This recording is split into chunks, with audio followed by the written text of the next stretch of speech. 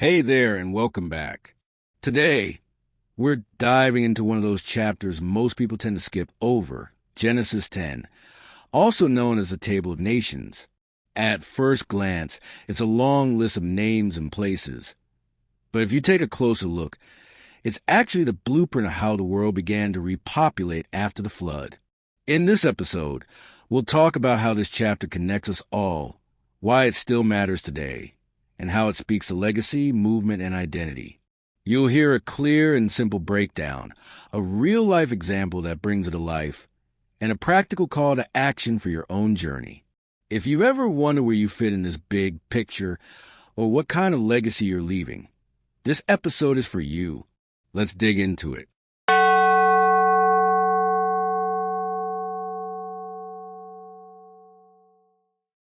Genesis 10 modern-day interpretation. The family tree of nations. After the flood, Noah's three sons, Shem, Ham, and Japheth, began to have children of their own, and through them, the population of the world began to grow again.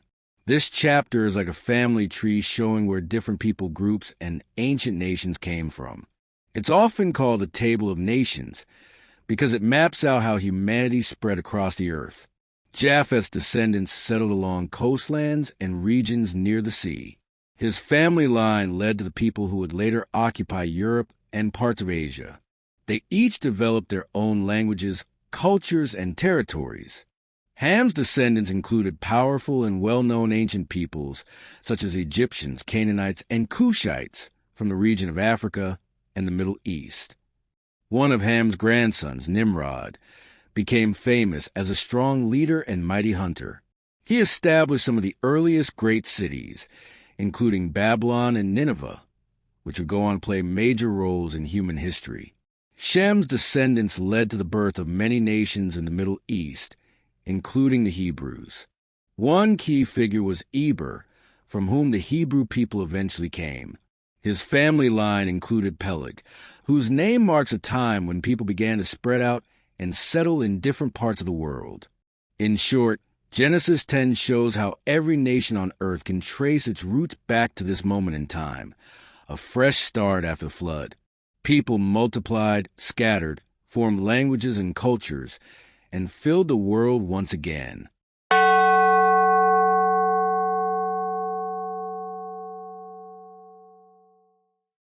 This is my interpretation of the text.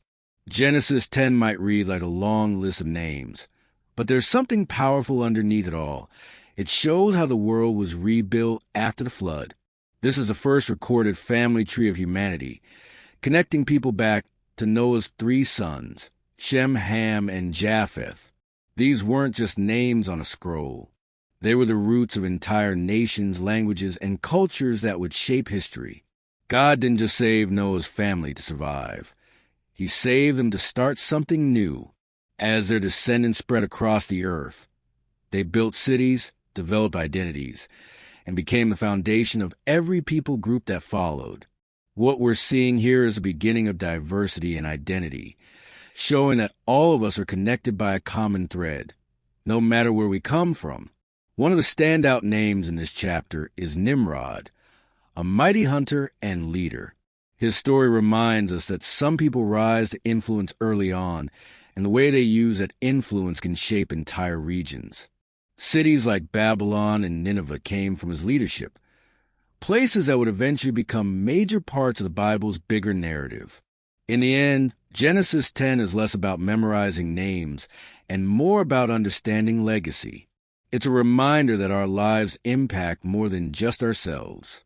We're all part of a bigger story, and what we pass down, whether it's values, decisions, or faith, can ripple out for generations to come. Here is a life example for our modern times. Imagine someone starting fresh in a new city or country, planting roots, building a family, finding their place. Over time, that person's choices, values, and traditions get passed down. Their children might grow up with a different language, culture, or background, but they carry the legacy of where their family came from. That's the heartbeat of Genesis 10, legacy, movement, and connection. Whether you come from a long family line or you're starting a new chapter on your own, Your story matters.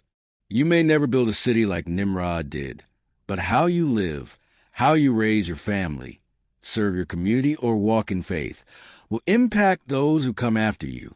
This is a call to action for all of us. Let Genesis 10 remind you that you are part of something bigger than your current season. You are someone's ancestor in the making. What you build now, your faith, your integrity, your habits, can echo forward into generations.